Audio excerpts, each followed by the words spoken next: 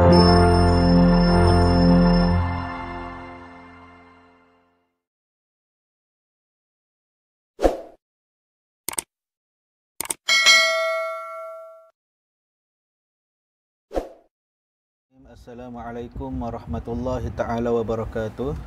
Alhamdulillahi rabbil alamin. Wassalatu wassalamu ala ashrafil anbiya'i wal mursalin wa ala alihi wa sahbihi ajma'in. Qala rabbi shrah li sadri wa yassir li amri wahlul 'uqdatam min lisani yafqahu qawli. Subhanaka la ilma lana illa ma 'allamtana innaka antas samiul alim. Wala hawla wala quwwata illa billahil aliyil azim. Alhamdulillah, bersyukur kita kehadrat Allah Subhanahu Wa Taala kerana masih lagi diberi peluang, dipanjangkan umur dan dapat lagi kita bertemu dalam siri perkongsian daripada saya berkaitan dengan subjek Usuluddin, yang mana kali ini kita nak kongsi ataupun kita nak bincang berkaitan dengan tajuk yang ke-10 daripada pelajaran tafsir tingkatan 3, yang kita ambil perbincangannya melalui ayat yang ke-6 hingga ayat yang ke-9 surah Al-Mumtahanah. Okey. A'udzubillahi minasyaitonir rajim. Laqad kana lakum fihim uswatun hasanatun liman kana yarjullaha wal yawmal akhir. وَمَنْ يَتَوَلَّ فَإِنَّ اللَّهَ هُوَ الْغَنِيُّ الْحَمِيدُ. Demi sesungguhnya adalah bagi kamu dan pada bawaan Nabi Ibrahim dan pengikut-pengikutnya itu contoh ikutan yang baik, iaitu bagi orang yang sentiasa mengharapkan keredaan Allah dan balasan baik hari akhirat, dan sesiapa yang berpaling daripada mencontohi mereka, maka padahnya akan menimpa dirinya sendiri, kerana sesungguhnya dialah yang maha kaya lagi maha terpuji.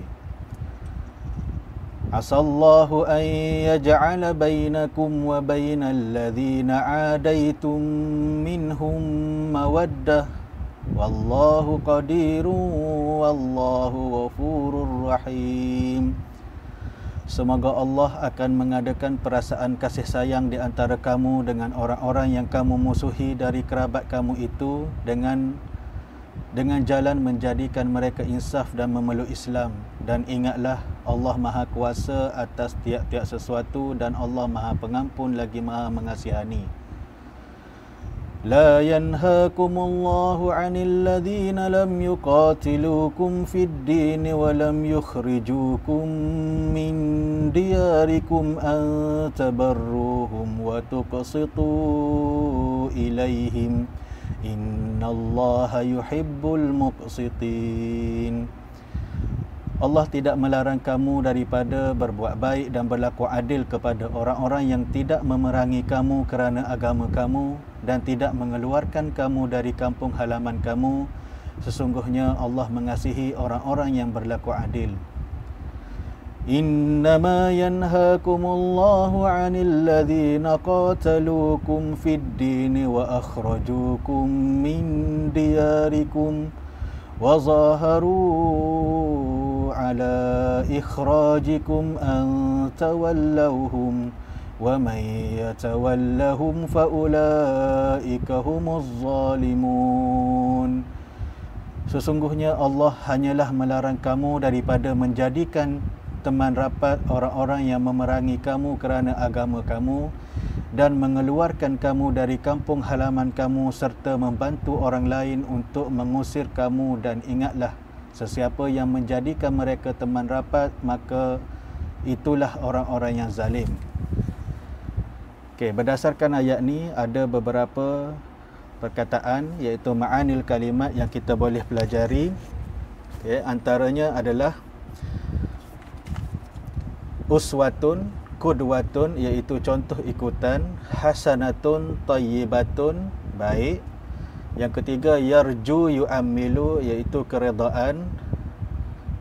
Tawallauhum tattakhizuhum awliya, menjadikan teman rapat. Yatawalla yu'ridu, tidak mencontohi. Muqsitin al-adilin fi hukmihi, berlaku adil dalam hukumnya, wa zaharu sa'adu, mereka menolong. Okey, kita tengok apa pula dia punya syarahul ayat, iaitu huraian daripada ayat ni. Yang pertama, akhbarallahu lil mu'minin bi anna lahum qudwatan hasanah. Allah menyatakan kepada orang-orang yang beriman bahawa mereka adalah ikutan yang baik. Okey. Allah kata dalam ayat yang kita bacakan tadi ni, kita orang-orang yang beriman adalah contoh ikutan yang baik bagi orang lain. La yanhaakumullahu lil mu'minin an yahtarimul kuffar lam yuqatilukum bisababiddin. Allah tidak larang orang-orang beriman untuk menghormati ataupun berbuat baik kepada orang kafir, dan jangan pinggirkan mereka disebabkan oleh agama mereka. Berbuat baik ataupun melayani dengan baik orang-orang kafir ni adalah layan orang yang tidak memeluk Islam, tapi mereka masih hormatkan agama Islam, mereka tidak memerangi Islam. Okey, kemudian kita tengok perbincangan sababun nuzul ayat yang ketujuh. Sebab diturunkan ayat yang ketujuh, nazalat lil mu'minin ayyak tadu iktidaan bil anbiya fi muadatin zawi kurbatihim al kuffar, iaitu ayat ini diturunkan kepada orang-orang yang beriman agar mengikut teladan para nabi, agar tidak bermusuhan dengan saudara-saudara mereka dalam kalangan kafir. Okey, dalam ayat ni lebih ditujukan kepada kita kena tengok contoh teladan daripada Nabi Ibrahim, yang dia berbuat baik kepada bapanya yang tidak mengikut ajaran dia, tapi dia masih berdoa kepada Allah Subhanahu Wa Taala supaya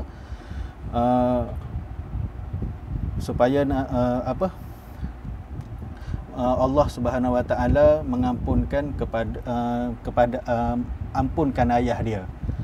Okey, dan keampunan tu adalah milik Allah Subhanahu Wa Taala. Okey, kemudian kita tengok sababun nuzul ayat yang ke-8, nazalat li Asma binti Abi Bakrin wa hiya abata in taqbalal hadaya minal musyrikah. Okey, ayat yang ke-8 yang tadi kita baca tu diturunkan kepada Asma binti Abu Bakar ketika mana dia enggan menerima hadiah daripada orang musyrik, orang yang tidak memeluk Islam. Okey, orang yang tidak memeluk Islam dalam konteks cerita Asma ni adalah ibunya sendiri, iaitu yang bernama Qutailah.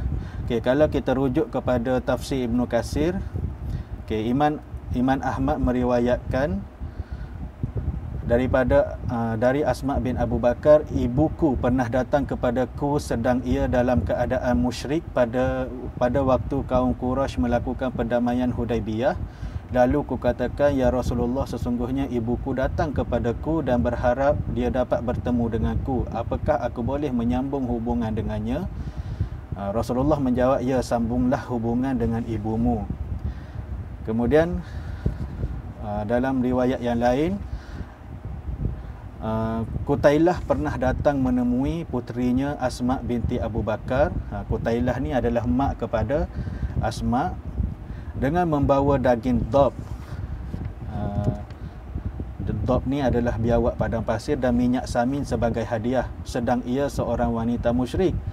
Asma telah menolak pemberiannya itu dan tidak mempersilakan ibunya masuk ke rumahnya. Kemudian Aisyah bertanya kepada Nabi SAW, lalu Allah menurunkan ayat la yanhaakumullahu 'anil ladzina lam yuqatilukum fid din wa lam yukhrijukum min diyarikum, iaitu Allah tidak melarang kamu untuk berbuat baik dan berlaku adil terhadap orang-orang yang tidak memerangi kamu kerana agama kamu dan tidak pula mengusirmu daripada negerimu.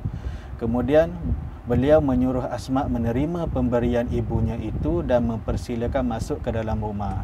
Okey, dekat situ kita faham bahawa boleh berkelakuan baik dengan orang yang bukan Islam selagi mana dia tidak memberi mudarat kepada agama Islam. Okey, yang seterusnya kita tengok perbincangan ayat laqad kana lakum fihim uswatun hasanah. Okey, maksud dia laqad kana lakum qudwatan hamidatan fi muadati zawi qurbatihim al-kuffar, iaitu menjadi contoh yang baik berkaitan dengan tata cara hubungan dengan orang kafir dalam kalangan keluarga. Masih boleh berkelakuan baik terhadap orang kafir, apatah lagi dia daripada kalangan keluarga kita sendiri. Okay. Kemudian perbincangan yang lain, mafhum qauluhu ta'ala la yanhaakumullahu 'anil ladzi lam yuqatilukum fid din. Maksudnya azinallah bibirri haula'id du'afa bil wafa'i lahum wa i'ta'ihim qistan minal mal, iaitu Allah telah membenarkan untuk berbuat baik dengan golongan yang lemah dengan memberi bantuan kepada mereka dengan memberi sejumlah wang ataupun harta. Boleh untuk kita membantu golongan yang lemah dalam ataupun kanak-kanak, orang tua dari kalangan orang kafir dengan memberi sejumlah wang dan ataupun harta kita.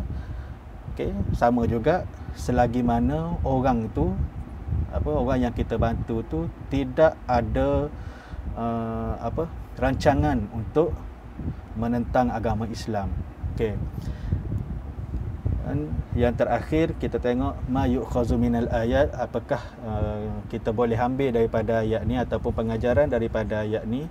La yajuzul iktida'u fi ghairil haqq, tidak boleh mengikut teladan-teladan yang buruk. Kalau kita baca dalam Al-Quran ada juga kisah-kisah yang umat-umat terdahulu yang mana mereka tu ingkar tentang suruhan nabi-nabi mereka, dan perkara-perkara tersebut kita tak boleh nak ambil iktibar ataupun mengikut teladan yang buruk itu.